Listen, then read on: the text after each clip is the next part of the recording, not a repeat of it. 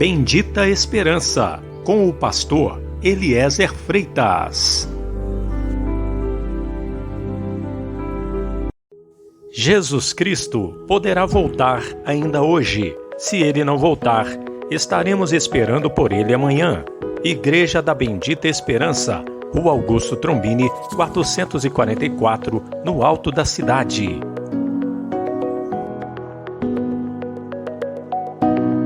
Mas o que profetiza, fala aos homens, edificando, exortando e consolando.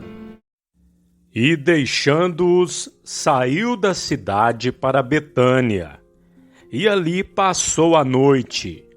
E de manhã, voltando para a cidade, teve fome, e avistando uma figueira perto do caminho, dirigiu-se a ela e não achou nela senão somente folhas, e disse-lhe: Nunca mais nasça fruto de ti para sempre. E a figueira secou imediatamente. E os discípulos, vendo isto, maravilhavam-se, dizendo: Como secou imediatamente a figueira? Jesus, porém, respondendo, disse-lhes: Em verdade vos digo, que se tiverdes fé, e não duvidardes, não só fareis o que foi feito à figueira, mas até, se a este monte disserdes, ergue-te e precipita-te no mar, assim será feito. E tudo o que pedirdes em oração, crendo, o recebereis. E chegando ao templo, acercaram-se dele, estando já ensinando os principais sacerdotes e os anciões do povo, dizendo: Com que autoridade fazes isto? E quem te deu tal autoridade? E Jesus respondendo disse-lhes: Eu também vos perguntarei uma coisa. Se me disserdes, também eu vos direi com que autoridade faço isto. O batismo de João, de onde era? Do céu ou dos homens? E pensavam entre si, dizendo: Se dissermos, do céu, ele nos dirá: Então por que não o crestes? E se dissermos dos homens, tememos o povo, porque todos consideram João como profeta. E respondendo a Jesus, disseram: Não sabemos. Ele disse-lhes: Nem eu vos digo com que autoridade faço isto. Amém?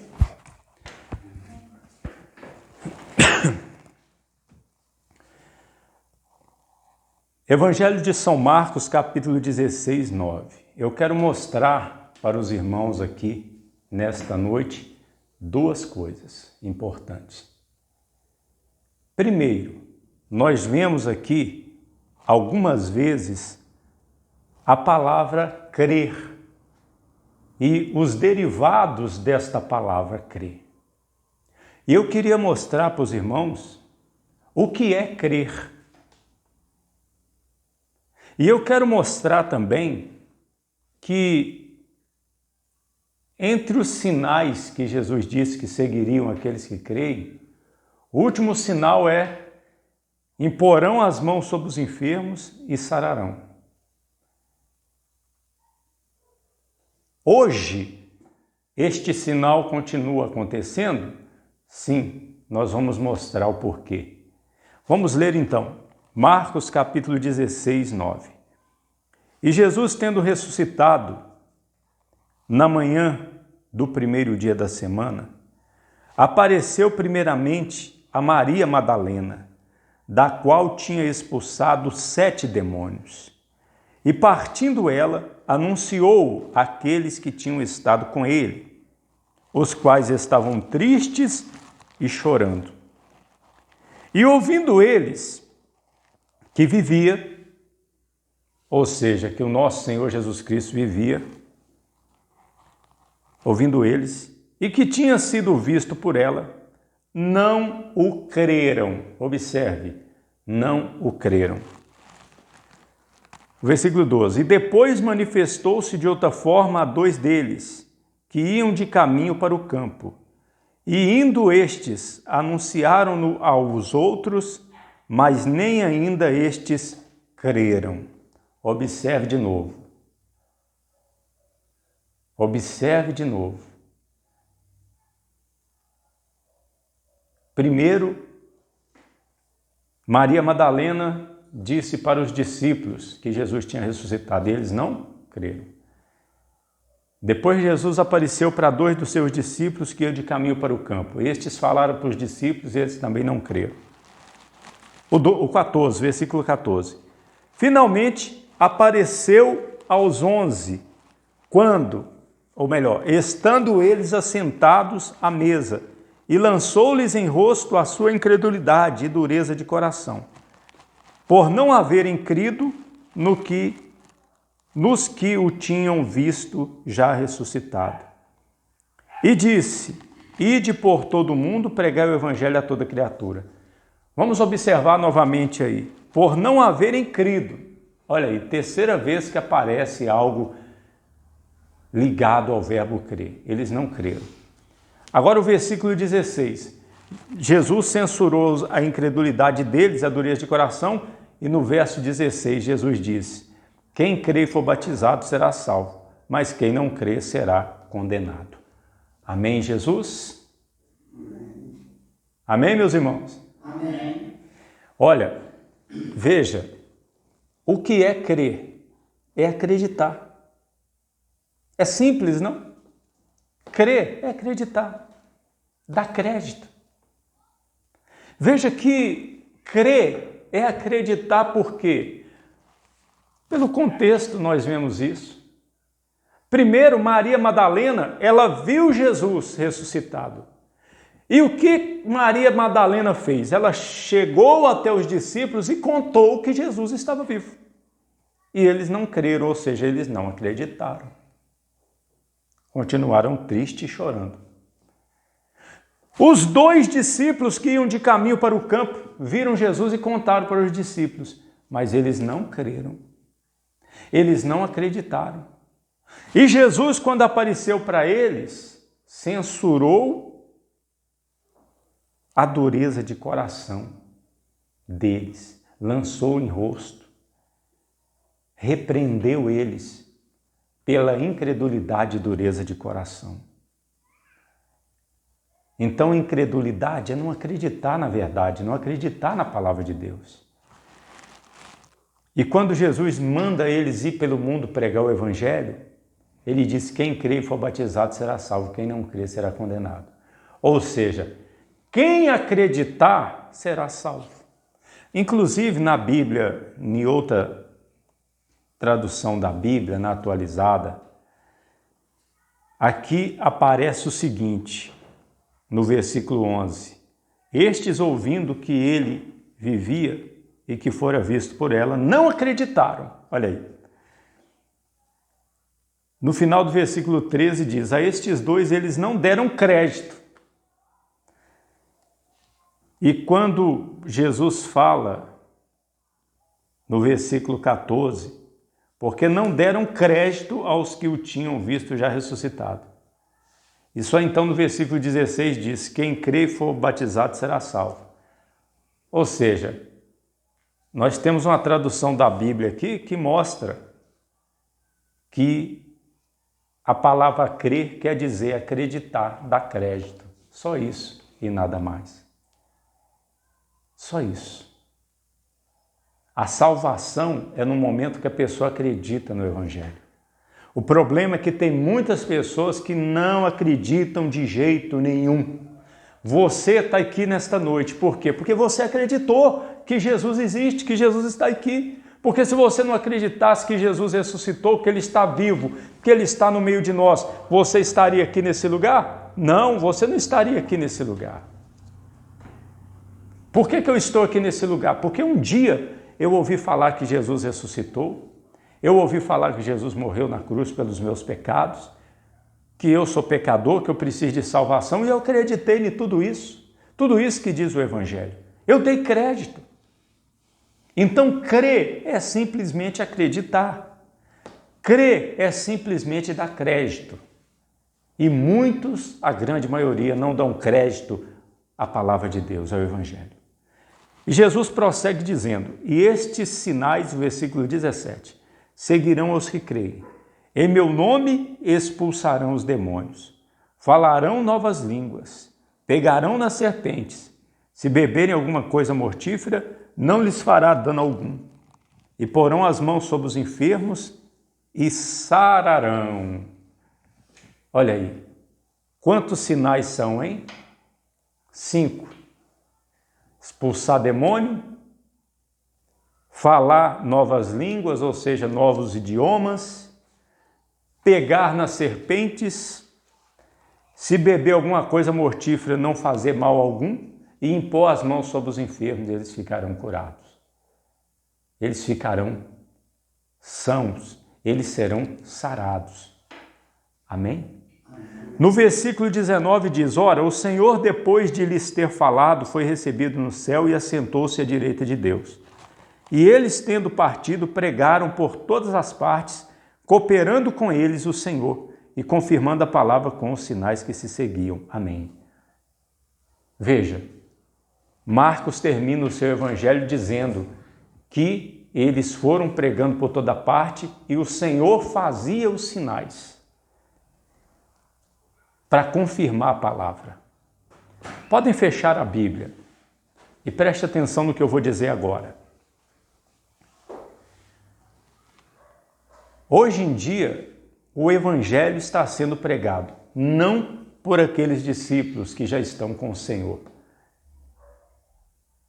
Eu pergunto, será que o Senhor hoje não vai confirmar a sua palavra por sinais? Sim, o Senhor vai confirmar, e Ele confirma. Existem aqueles que acreditam que só os apóstolos receberam o poder para curar os enfermos, para fazer estes sinais aqui, para expulsar demônio, que hoje cessou os sinais. Existem aqueles que dizem que os sinais aqui eram para o povo judeu apenas, e que só os apóstolos fariam esses sinais, e que esses sinais eram para mostrar que os apóstolos eram escolhidos por Deus para escrever o Novo Testamento. Mas acontece que nós vemos nas Escrituras, meus irmãos, nós vemos o seguinte, olha só, preste atenção. Nós vemos, por exemplo, Ananias, aqui em Atos 9:17, Ananias não era apóstolo. Não precisa abrir a Bíblia, não, porque depois os irmãos procuram em casa e confira. Atos 9:17, 18 diz assim: E Ananias foi e entrou na casa, e impondo-lhe as mãos, disse: Irmão Saulo, Senhor Jesus, que te apareceu no caminho por onde vinhas, me enviou, para que tornes a ver e seja cheio do Espírito Santo. E logo lhe caíram dos olhos como que umas escamas. Imediatamente recuperou a vista e, levantando-se, foi batizado. Amém? Ou seja, Ananias era apóstolo? Não. E Ananias, ele morava, inclusive, em Damasco. Pelo nome, era um judeu, mas ele não era apóstolo. E Deus usou ele para curar o apóstolo Paulo daquela cegueira que já durava 3 dias. Por exemplo, em Atos capítulo 6, 8, diz assim a respeito de um diácono que não era apóstolo. E Estevão, cheio de fé e de poder, fazia prodígios e grandes sinais entre o povo. Está vendo? Estevão não era apóstolo, ele fez um sinal.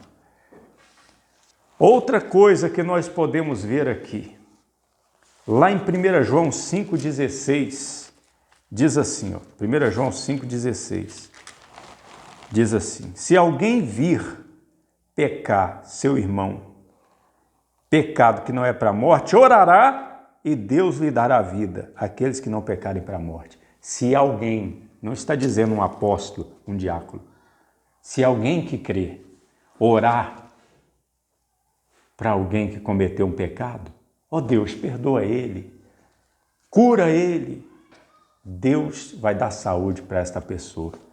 E nós podemos ver também aqui em Tiago, capítulo 5, 13, um trecho que nós sempre lemos aqui na igreja. Está alguém entre vós doente?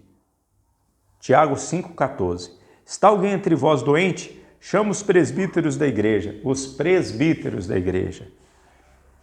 Veja que não era só os apóstolos, que oravam e os doentes eram curados. Chame os presbíteros da igreja e orem sobre ele, ungindo com azeite em nome do Senhor. E a oração da fé salvará o doente, e o Senhor o levantará. E se houver cometido pecado, ser-lhe-ão perdoados. Confessai as vossas culpas uns aos outros, e o quê? Orai uns pelos outros para que sareis. A oração do justo pode muito em seus efeitos. Amém? Então veja que não é só os apóstolos que têm que orar pela saúde para acontecer o milagre. Não é só os presbíteros. Somos todos nós que temos que orar uns pelos outros.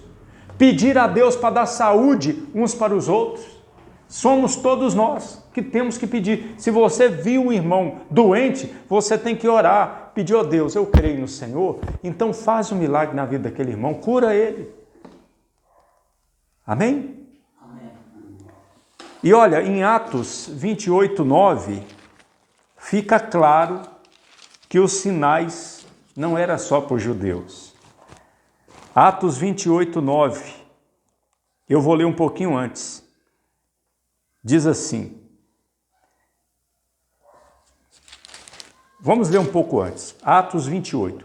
E havendo escapado, então souberam que a ilha se chamava Malta. E os bárbaros, observe, os bárbaros não eram judeus, eram bárbaros, povos que não eram nem romanos.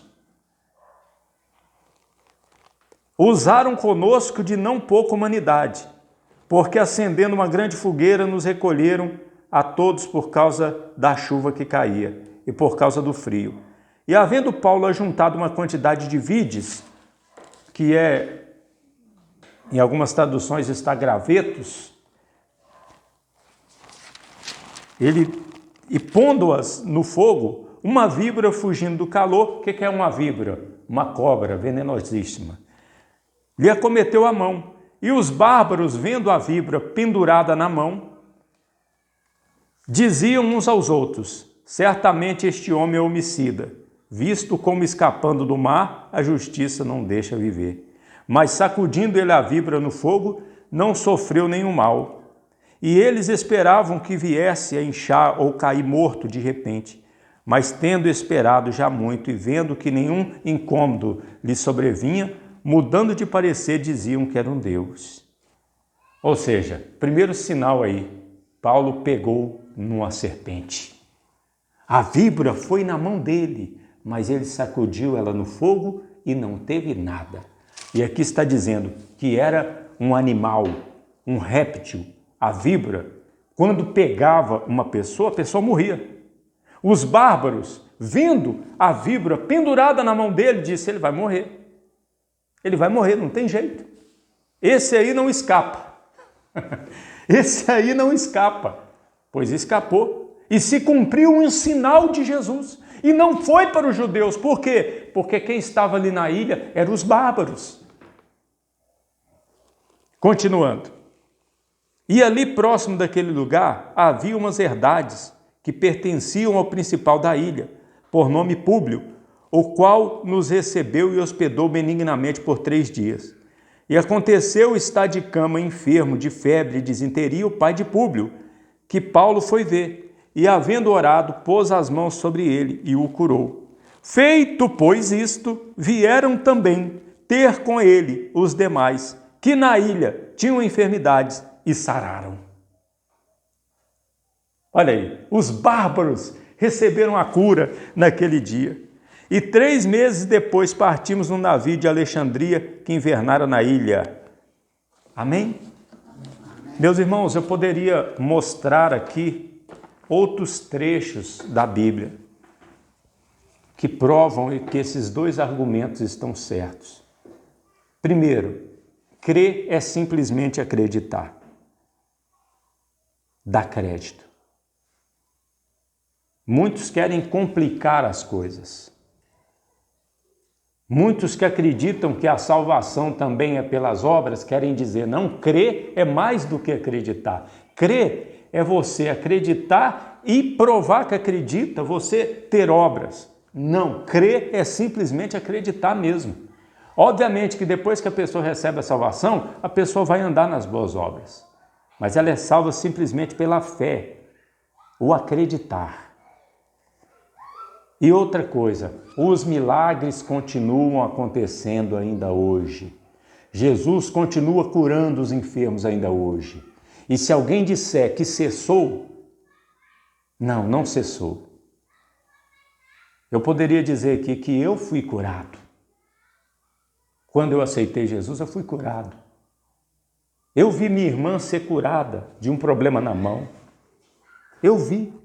E já vi tantas pessoas serem curadas. Como que cessou os milagres? Não, o nosso Senhor Jesus continua fazendo sinais, continua fazendo milagres, onde quer que o Evangelho é pregado. Nós não cremos que os dons do Espírito Santo cessaram. Nós não cremos que os milagres cessaram. Não. Nós cremos que Jesus continua fazendo milagres. Cremos e podemos ver e constatar. Amém, meus irmãos? Amém. Graças a Deus? Graças a Deus. Amém.